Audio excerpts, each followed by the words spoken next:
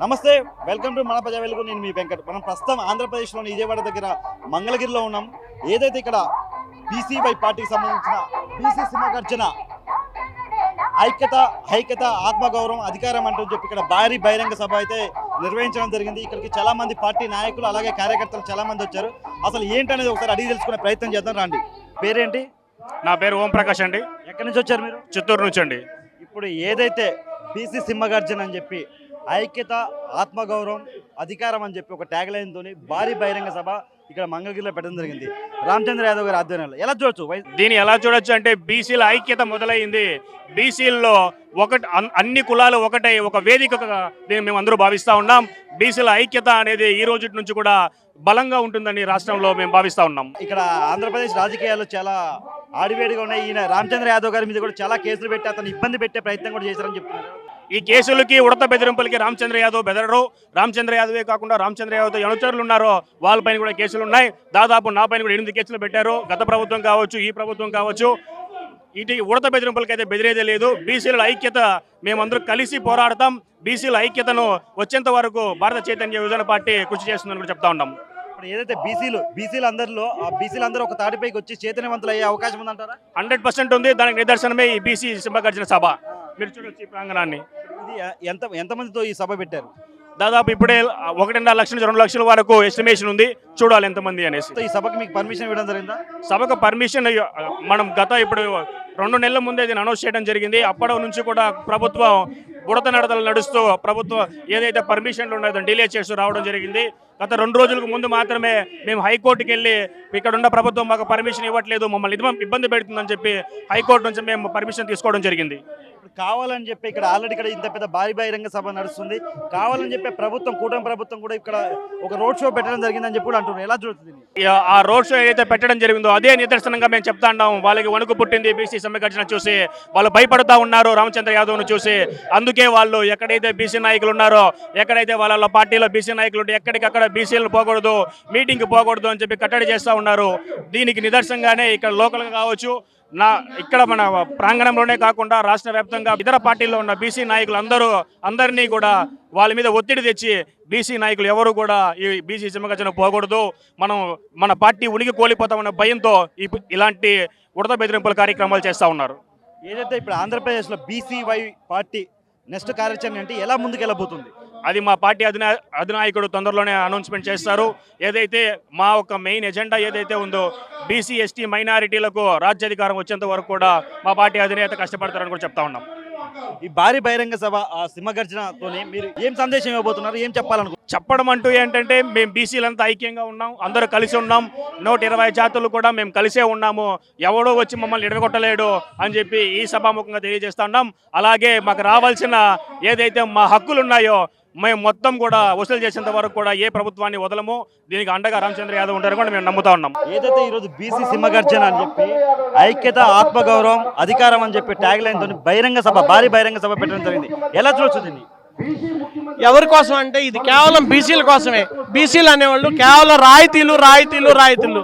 మాకు ఆ రాయితీలు ఏంటంటే కుమ్మరోళ్ళకి కొండలు ఇస్తాం, మంగళోళ్ళకి కత్తులు ఇస్తాం, లేకపోతే గొల్లోళ్ళకి గొర్రెలు ఇస్తాం, వాళ్ళు ఇంకొకటి బర్రెలు ఇస్తాం, ఇలా అంటున్నారే. కాబట్టి బీసీ కార్పొరేషన్లో డబ్బులు ఇస్తాం అంటున్నారే కానీ ఒక ఎమ్మెల్యే పదవి ఇస్తాం, ఒక ఎమ్మెల్సీ ఇస్తామని కానీ ఒక సర్పంచ్ ఇస్తాం, జడ్పీటీసీ ఇస్తాం, ఎంపీటీ ఇస్తాం అన్నమే లేదు. కాబట్టి మేము ఎప్పటికీ ఓట్లేసే యంత్రాలుగా ఉండడమే మా పని. కాబట్టి వాళ్ళని ఎమ్మెల్యే చేయడమే మేము కానీ పుట్టామా కాదు కదా. అందుకే మేము మా రాజ్యం మాకు కావాలి, మా వాటా మాకు కావాలి, మా అధికారాలు మాకు కావాలి, మా అభివృద్ధి మాకు కావాలి. ఎందుకంటే మా అభివృద్ధి కోసమే మేము ఈ సభలు బీసీల్లో చైతన్యం చేయడం కోసమే ఈ సభలు పెట్టింది. బీసీలు అంటే ఖచ్చితంగా రావడం అనేది చాలా కష్టమైన పనే. ఎందుకంటే ఎన్నెన్నో ప్రయత్నాలు చేస్తున్నా కూడా కొంత ఇబ్బందిగానే ఉంది. కారణం ఏంటంటే బీసీలను ఐక్యం కానికుండా ఈ దోపిడీ వర్గాలే చేస్తున్నాయి. ఎందుకు మీరు ఒక ఎమ్మెల్సీ సీటు యాదవులకి ఇస్తే గౌళ్ళని రెచ్చగొడతారు, మీకు 2 ఇస్తామని. మీరు లేకపోతే మాకేం కంప్లైంట్ గౌళ్ళు ఉండారంటారు. గౌళ్ళకి ఇచ్చేటప్పుడు వాళ్ళకి లేకపోతే రజకని రెచ్చగొడతారు. ఈ టైపులో మనకి ఐక్యత చెల్లగొడుతున్నారు. కాబట్టి ఓడిపోయినప్పుడు ప్రతి నాయకుడు ఎమ్మెల్యే కాకుండా ఇంట్లో ఎలాగైతే కూర్చుంటారో అదే మాదిరి మాకు ఈ పదవులు వద్దని ఈ బీసీలు ఇప్పుడున్న ఎమ్మెల్యేలు మంత్రులు నాకు 10 సంవత్సరాలు నాకు అధికారం వద్దు అంటే బీసీ జాతులు అద్భుతంగా బాగుపడతాయి. ఇప్పుడు ఏదైతే ఈ రోజు ఇక్కడ భారీ బహిరంగ సభ, ఇంత పెద్ద భారీ బహిరంగ సభ నడుస్తుంది, కానీ ప్రభుత్వం, కూటమి ప్రభుత్వం కావాలని ఒక రోడ్ షో పెట్టి ఈ ఏదైతే సభని ఫెయిల్యూర్ చేయడానికి ప్రయత్నిస్తుందని చెప్పి కూడా చాలా మంది మాట్లాడుతున్నారు. ఎలా చూస్తుంది? ఇది ఖచ్చితంగా జరిగిందండి. ఎందుకంటే మేము 20 రోజుల ముందు అప్లై చేసుకుంటే పర్మిషన్, మామూలుగా ఎవరైనా పర్మిషన్ సభలు పెట్టుకోవచ్చు. అలాంటిది మాకు 20 రోజుల నుంచి పెట్టుకుంటే నిన్న సాయంత్రం పర్మిషన్ వచ్చింది. అది కూడా కొన్ని షరతులతో 5,000 మందే ఉండాలి, 5 గంటలకు అయిపోవాలి, ర్యాలీలు ఉండకూడదు. ఇక వాళ్ళు పెట్టిన కండిషన్లన్నీ కోర్టుని గౌరవించాలి కాబట్టి మేము, మా నాయకుడు దానికి ఒప్పుకున్నారు. అందుకే, ఎందుకంటే అన్ని ఏర్పాట్లు చేసుకున్నాం. 5,000 మందే 10,000 మంది అంటే సరేనని చెప్పి ఒప్పుకున్నాం. అందుకే 10,000 మందితోనే రప్పించి పెట్టాం. ఏదైతే బీసీలకి 42% రిజర్వేషన్ ఇవ్వాలని చెప్పి అంశం నడుస్తుంది, దీన్ని ఎలా చూడొచ్చు? బీసీలకి 42% రిజర్వేషన్ వచ్చే అవకాశం ఉందా?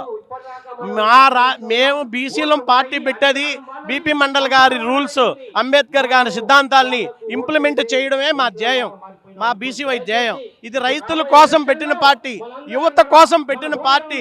రైతులు ప్లస్ యువత, రాష్ట్ర భవిష్యత్తు కోసం మాత్రమే పెట్టిన పార్టీ. ఒక ఆశయంతో పెట్టిన పార్టీయే కానీ చంద్రబాబు నాయుడు లాగా, జగన్మోహన్ రెడ్డి లాగా ఆశ, భూమి ఆశ, డబ్బు ఆశతో పెట్టిన పార్టీ కాదు. ఏదైతే ఈరోజు బీసీ సింహగర్జన అని చెప్పి ఒక భారీ బహిరంగ సభ ఇక్కడ నిర్వహించడం జరిగింది, మీరు ఎక్కడి నుంచి వచ్చారో, అసలు మీ పేరేంటి? రాజమండ్రి నుంచి వచ్చానండి. నా పేరు జీ నాగేశ్వరం. ఎలా చూడొచ్చు? ఇప్పుడు ఏదైతే బీసీ సింహగర్జన అని చెప్పి ఒక భారీ బహిరంగ సభ రామచంద్ర యాదవ్ గారి ఆధ్వర్యంలో నడుస్తుంది, ఎలా చూస్తుంది? బీసీలు కేటాయించిన నిధులు ఖర్చు పెట్టడం లేదు, కేటాయించడం లేదు. ఇంకొక మాట, ఇప్పుడు 50 సంవత్సరాలు దాటిన బీసీలకి పెన్షన్ ఇస్తున్నారు చంద్రబాబు. ఆ పెన్షన్ ఇస్తే ఇది న్యాయం జరిగినట్టే. ఇంకా బీసీ కేటాయించిన ప్రతి కులానికి కార్పొరేషన్లు పెట్టి కేటాయించినటువంటి నిధులు వాళ్ళకి ఇచ్చి, ఉద్యోగాలు ఇచ్చి, ఆ జనాభా లెక్క ప్రకారం వాళ్ళు ఎంత శాతం ఉన్నారో అంత శాతం సహాయం చేసి మేలు చేయగలిగినట్లయితే, న్యాయం చేయగలిగినట్లయితే ప్రభుత్వానికి మంచి పేరు వస్తుంది. చిజ్జి లేదు కాబట్టి మన రామచంద్ర యాదవ్ గారు పోరాడుతారు. దానికి మన మద్దతు ఇస్తే ప్రభుత్వం దిగి వచ్చే అవకాశం ఉంది. కనుక ప్రభుత్వం కేటాయించిన నిధులు, ఉద్యోగాలు, మరి పెన్షన్లు ఇవన్నీ కూడా న్యాయం చేయడానికి ప్రభుత్వానికి కొద్దిగా బాధ్యత రావడానికి పోరాటం మంచిది. ఆ పోరాటానికి మన అందరం మద్దతు ఇవ్వడం మంచిది. కాబట్టి మన రామచంద్ర యాదవ్ గారిని కూడా చాలా ఇబ్బందులు పెట్టి, కేసులు పెట్టే ప్రయత్నం చేస్తున్నారు, అతన్ని ఇబ్బంది పెట్టే ప్రయత్నం చేస్తున్నారని కూడా చాలా మంది మాట్లాడుతున్నారు. ఎలా చూడొచ్చు? ఇప్పుడు అణగారిన వర్గాల గురించి పోరాడుతున్నటువంటి రామచంద్ర యాదవ్ని ఇబ్బంది పెట్టడం ప్రభుత్వం తప్పే అయినా, ప్రభుత్వం ఎప్పుడు కూడా ప్రభుత్వానికి వ్యతిరేకంగా ఉన్నటువంటి వారిని వ్యతిరేకించడం ప్రభుత్వం, ఏ ప్రభుత్వానికైనా అది అలవాటైన పని. అలాగని మనం నిర్వీర్యం అయిపోకుండా ఎన్ని అడ్డంకులు సృష్టించినప్పటికీ మన ప్రయత్నాలు మనం చేస్తూ పోరాటం కొనసాగించినట్లయితే ప్రభుత్వం దిగొస్తుంది, డిమాండ్ల పైన దిగొస్తుంది.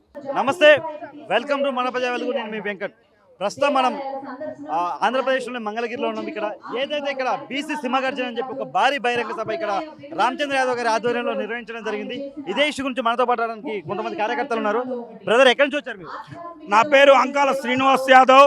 నేను ప్రకాశం జిల్లా దర్శి నుంచి ఇచ్చేసాను, దర్శి నియోజకవర్గం నుంచి ఇచ్చేసాను. నా పేరు అంకాల శ్రీనివాస్ యాదవ్. ఏదైతే బీసీ సింహగర్జన అని చెప్పి ఒక భారీ బహిరంగ సభని రామచంద్ర యాదవ్ గారి ఆధ్వర్యంలో నిర్వహించడం జరిగింది. ఇద్దరం వచ్చి ఇంతకాలం అవుతున్నా సరే మా బీసీలు అణచివేతకి లోనయ్యారు. మేమెంతో మాకెంత అనేటటువంటి నినాదాన్ని కొన్ని అగ్రకుల బూర్జువా పార్టీలు తొక్కిపట్టారు. మాలో చైతన్యం రాకుండా అడ్డకలు సృష్టించి, అపోహాలు సృష్టించి మేము చైతన్యం అవ్వకుండా కుయుక్తులు పన్నారు. మేము మా బీసీ యువతంతా మేల్కొన్నాం. బోడే రామచంద్ర యాదవ్ గారి నాయకత్వంలో తెలుసుకున్నాం.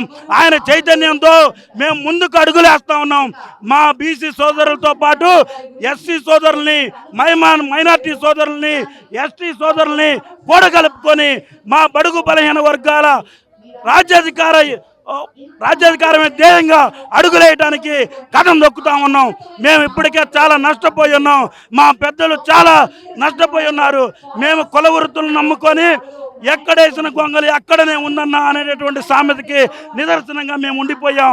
ఇప్పటికి మేము చైతన్యం అవుతున్నాం.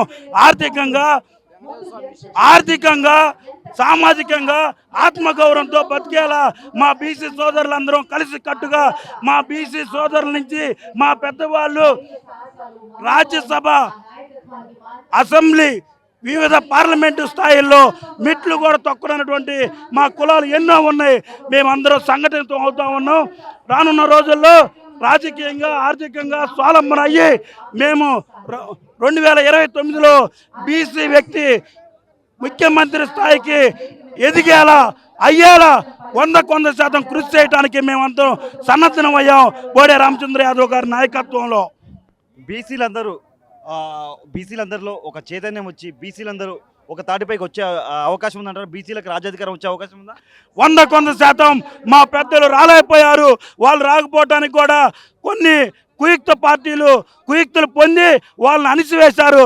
మేము ఆ అణిచివేత గురి కాకుండా మా యువతంతా ఆలోచనాత్మకమైనటువంటి అంశంతో చైతన్యమయ్యి అన్నగారి అడుగుజాడల్లో ముందుకు నడిచి మా బీసీ సోదరులందరూ కూడా ఎస్సీ ఎస్టీ బీసీ మైనార్టీ అందరం కలగలిసి సమానంగా ఒకరికొకరు కలిసిమెలిసి కట్టుగా సోదరభావంతో గౌరవంతో భుజం ఆనించి బీసీ వ్యక్తిని 2029లో ముఖ్యమంత్రిని చేసుకునే విధంగా మేము ఒక ప్రణాళికాబద్ధంగా ప్లాన్ చేసుకొని అమలు చేయటకు మేము సిద్ధమవుతా ఉన్నాం. ఏదైతే ఇక్కడ రామచంద్ర యాదవ్ గారి మీద ఇక్కడ ఉన్న ప్రభుత్వం కేసులు పెట్టి చాలా ఇబ్బంది పెట్టే ప్రయత్నం చేస్తున్నారు, దీన్ని ఎలా చూడొచ్చు?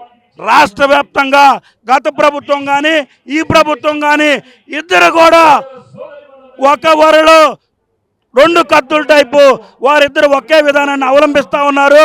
అన్నగారు ఈ మీటింగ్ కూడా జరగకుండా ఈ ప్రభుత్వం కూడా అడ్డుకుంది. అన్నగారికి ఉన్నటువంటి చైతన్యంతో హైకోర్టు దాకెళ్ళి ఒక బీసీలో సమైక్యమయ్యేటటువంటి విధానానికి గౌరవనీయులు హైకోర్టు వారి ద్వారా పర్మిషన్ తెచ్చుకోవాల్సినటువంటి దిక్కుమాలినటువంటి పరిస్థితి నెలకొన్నది. ఎక్కడైనా మా బీసీ సోదరులు ఇది రాష్ట్ర వ్యాప్తంగా అందరూ గమనిస్తూ ఉన్నారు. మేమందరం కలిసికట్టుగా ఒకటవబోతా ఉన్నాం. మా యొక్క స్ట్రెంత్ మేము మా నినాదం చాటి చెప్పబోతా ఉన్నాం రానున్న రోజుల్లో.